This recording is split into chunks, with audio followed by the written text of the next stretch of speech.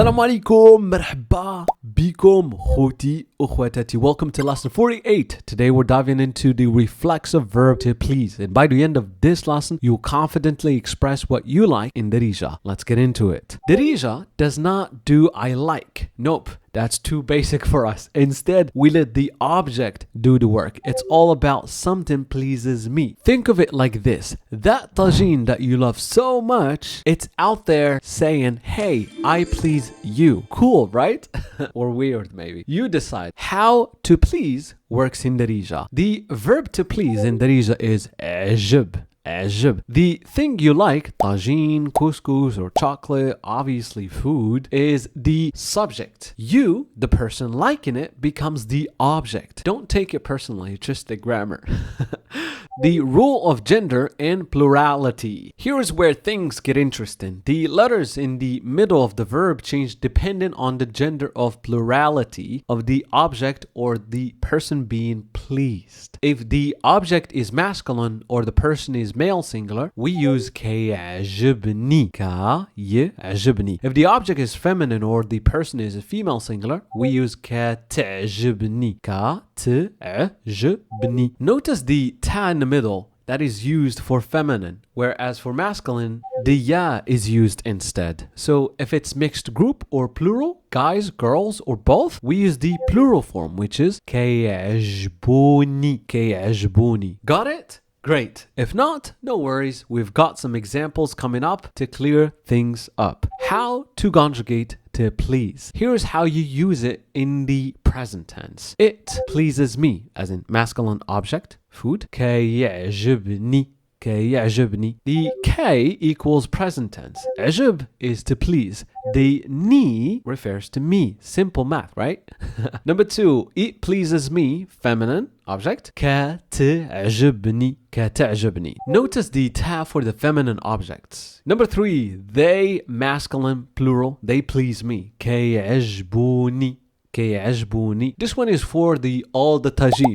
Yes, plural. All the tagines that you like. Number 4, they please me, feminine plural. كيعجبوني. كيعجبوني. Dates and more dates, because why not? Here's some examples that you'll actually use. I like this Darija school. كتعجبني هاد l-mdrasa ديال Darija. كتعجبني هاد l-mdrasa ديال Darija. As you can see right here, there is a letter ta in the middle of verb كتعجبني because the object is feminine, you know, Darija school. School is madrasa. Al-madrasa means school, which is feminine. Number 2 is he likes Moroccan bread. كيعجبو l-khobz l-maghribi. كيعجبو l-khobz l-maghribi. As you can see right here, there is the letter ya in the middle of the verb كيعجبني because the object is masculine, you know, l-khobz l-maghribi, which means the Moroccan bread. The waw at the end of the verb كيعجبو refers to the pronoun he, as in he likes. Number 3, she likes the souk in Marrakech. كيعجبها souk